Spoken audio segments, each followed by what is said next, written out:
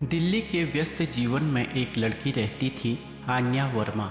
27 वर्ष की स्वर संगीत की शिक्षिका। उसकी जिंदगी स्वर और सुरों से भरी थी, पर भीतर एक अजीब सन्नाटा था।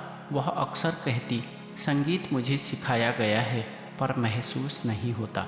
उसके पिता एक प्रसिद्ध शास्त्रीय संगीत गायक थे, जिन्होंने उससे अपेक्षा की कि वह उसके अधूरे सपने पूरे करे। पर आन्या के लिए संगीत अब बस एक पेशे जैसा रह गया था।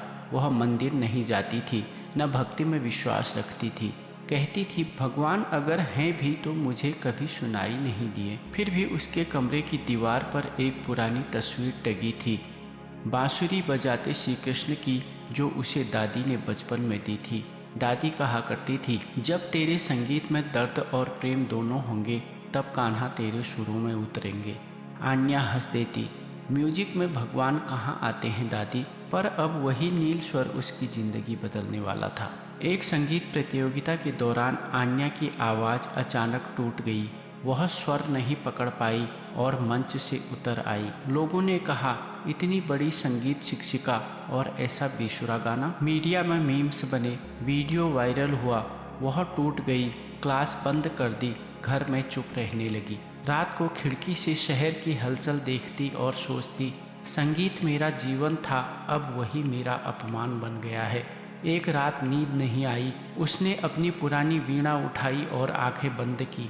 सिर्फ एक शब्द बोली, अगर कोई ऊपर है तो मुझे दोबारा गाने की हिम्मत दे। तभी हवा चली और दीवार पर लगी कृष्ण की तस्वीर हल्की सी हिली। वीणा के तार अपने आप झंझना उठे। एक मधुर अनजाना पर दिव्य स्वर गूंज उठा। आन्या शिहर उठी। उसने सोचा शायद हवा से तार हिल गए हैं, पर अगले दिन कुछ अलग हुआ। सुबह दरवाजे की घंटी बजी। सामने एक बुजुर्ग व्यक्ति खड़ा था, गोरी दाढ़ी, साधारण धोती कुर्ता, कंधे पर बांसुरी लटकाए। उन्होंने कहा, बेटी क्या मैं यहाँ कुछ दिन रह सकता हूँ? पास के संगीत विद्यालय में जगह नहीं मिली। आन्या ने चौंक कर कहा, आप कौन? वो बोले, बस एक घूमने वाला संगीतकार। लोग मुझे नील स्वर कहते हैं। किसी कारणवश आन्या ने मना नहीं किया। उसने उन्हें घर के एक कमरे में रहने दिया। रात को जब वह रियाज कर रही थी तो बुजुर्ग ने कहा, तू सुर गा रही है पर भाव नहीं।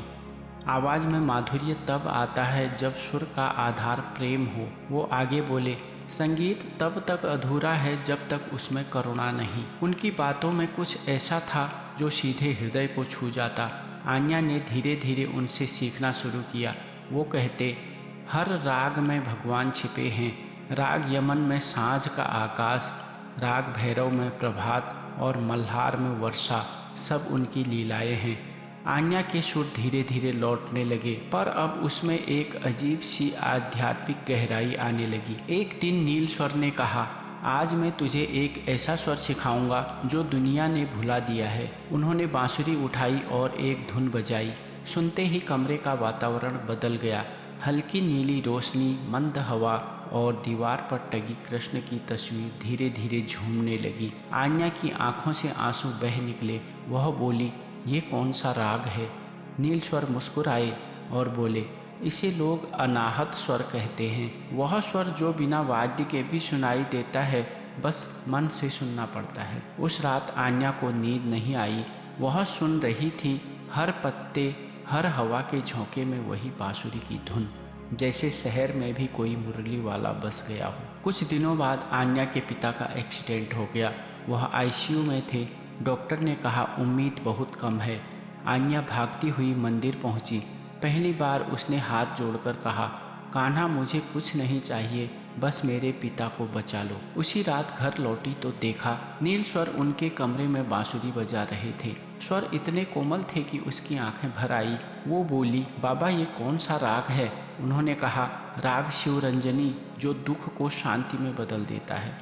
सुबह जब अस्पताल पहुंची, डॉक्टर बोले, अद्भुत है, मरीज की हालत में अचानक सुधार आ गया है। आन्या ने धन्यवाद कहा, पर जब वह घर लौटी तो पाया कि नील स्वर वहाँ नहीं थे। उनका कमरा खाली था, बस बांसुरी रखी थी जिस पर एक मोर पंख अटका था। कुछ दिनों बाद आन्या का संगीत फिर लौट आया। उसने अनाहत स्वर नाम से एक कॉन्सर्ट रखा, जहाँ उसने वही दिव्य धुन गाई जो नील स्वर ने सिखाई थी। कॉन्सर्ट के दौरान जब उसने राग शिवरंजनी गाना शुरू किया तो मंच के पीछे किसी ने बांसुरी बजाना शुरू किया।